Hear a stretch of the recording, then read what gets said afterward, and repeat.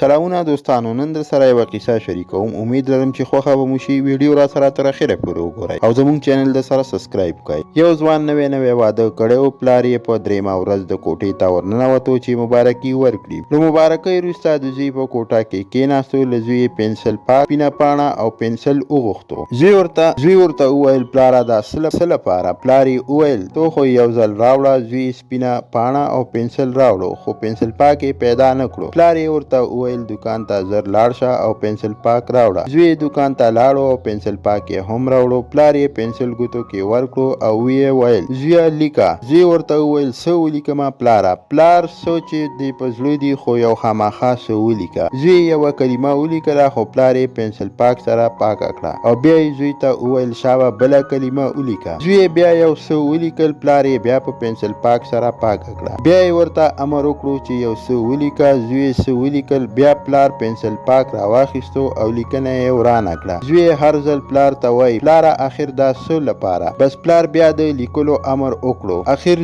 زوی ستړی شو او پلار ته یې وویل پلاره راځه زاری درته کوم چې په دې راز مې پوهه کا. پلار په خندا شو. وی ویل زویه ته وګوره پاڼه هماغسې سپینه ده که نه؟ زوی ورته وویل بالکل هماغسې سپینه ده. پلار د زوی پر اوږه لاس کېښودو او ورته یې وویل زویه واده دغسې پنسل پاک ته ضرورت لري. که ته په ګډ ژوند کې د میرمنې لخوا د ځینو حالاتو او ستونزو د پیښودو د صفاوالي لپاره داسې پنسل پاک ونه لرئ او همدارنګ د میرمن ستا لخوا د ځینو شکایتونو د پاکوالي لپاره یو موخه کوونکي حالات اختیار نه کړي، نو د ګډ ژوند او سپینې پاڼې به ډېر کم وخت کې له تورو کرښو ډکه شي. خوشحالي به مو په غم، مینه به مو په نفرت او ګډ ژوند به مو په جدایۍ بدل شي. له کورنۍ ژوند پرته هم باید چې هر څوک یو پنسل پاک له ځان سره ولري چې په چاپېرچل کې له کومو غلطو یا د چا له تېروتنو سره مخ کېږي باید د ذهن پاڼه یې بیرته پرې صفا کړي، نو ژوند به مو ښکلی او خوشحاله او دوستانو یوه لنډه قصه سره بله هم شریکوم. پخوا وختونو کې یو باچا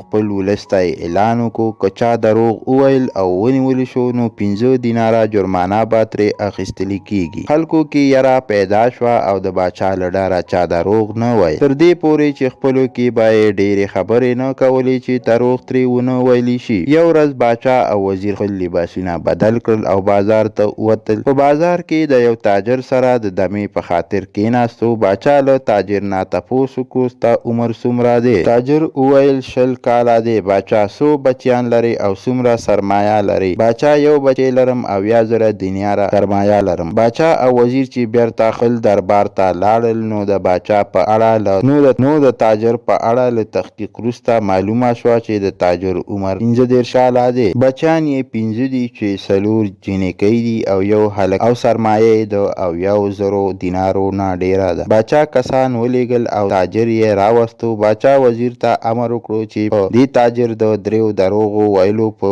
جرم کې 15 دیناره جرمانه کېده. تاجر په ادب وویل باچا محترم غوږ شه، عمر مې ډیر دی خو یوازې 20 کاله مې په عبادت کې تیر کړي دي، ځکه خو زه نور عمر عبث ګڼم او 20 کاله یادوم. سرمایه مې تر 1000 دینارو ډیره ده خو ما صرف 10,000 په یو مسجد لګولی دي، ځکه خو وایم چې حقیقي سرمایه مې 10,000 ده. 4 لورګانې لرم او یو زوی خو ماته فقط دا یو زوی ځکه د یادولو وړ دی چې د عبادت کوونکی دی او د نیکوکارو او لوڼې مې عبادت والا نه دي، ځکه ورته اولاد نه وایم. باچا د تاجر په جوابونو او هوښیارتیا ډیر خوښ شو او د انعام سره یې رخصت ورکړو. د پن یو ډکه قصه در سره شریکوم. څه چې د ځان لپاره خوښوئ د نورو لپاره یې هم خوښ کړئ. میرمن او خاوند دواړه سره ناستو. خاوند خپلې میرمنې ته وویل غواړم له څو ورځو وروسته خپل پلار، مور، وروڼه او ورېرونه په میلمستیا د ماښام ډوډۍ لپاره راولم او د خوړو چمتو کولو زحمت یې تا ته سپارم. سره له دې چې ښځه ظاهرا خوشحاله نه معلومېده وی ویل سمه ده. خاوند یې وویل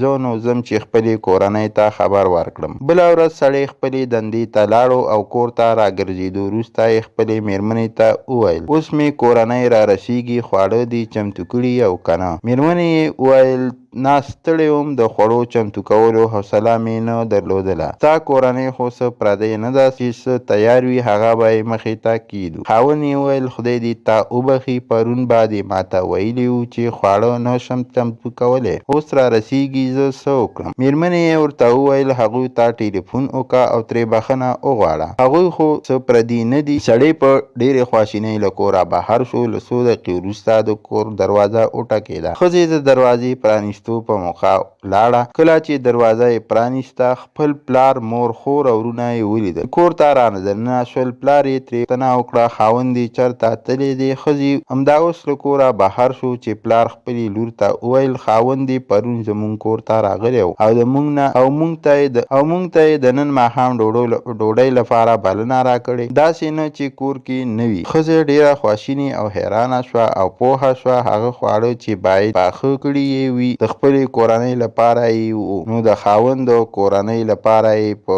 ډېره بیړه یې خپل خاوند زنګ ټلیفون وکړو او ورته وویل چې ولې دې مخکې راته ونه ویل چې زما کورنۍ دې د ماښامي لپاره رابللې ده. سړي وویل زما کورنۍ د ستا له کورنۍ څخه کوم توپیر نه لري. ښځې وویل هیله کوم په کور کې هیڅ خواړه نه لرو، خواړه والا او زر راشه. سړي وویل په یو ځای کې کار لرم، کور ته به په ځان سره درځم، دوی هم ستا کورنۍ ده، هیڅ توپیر نه کوي، څه چې تیار وي همغه یې په مخ کې ورته کېږده چې وي خوري، لکه څنګه دی چې زما کورنۍ ته ایښودل او دا د ستا لپاره درس وي چې زما کورنۍ ته درنښت وکړي. دا وې د نن ورځې قصې چې تاسو سره مو شریکې کړې. امید لرم چې خوښې شوي به مې وي او د نورو معلوماتي ویډیوګانو دپاره زموږ چینل در سره سبسکرایب کړئ او د بلې ویډیو پورې د لوی الله په امان.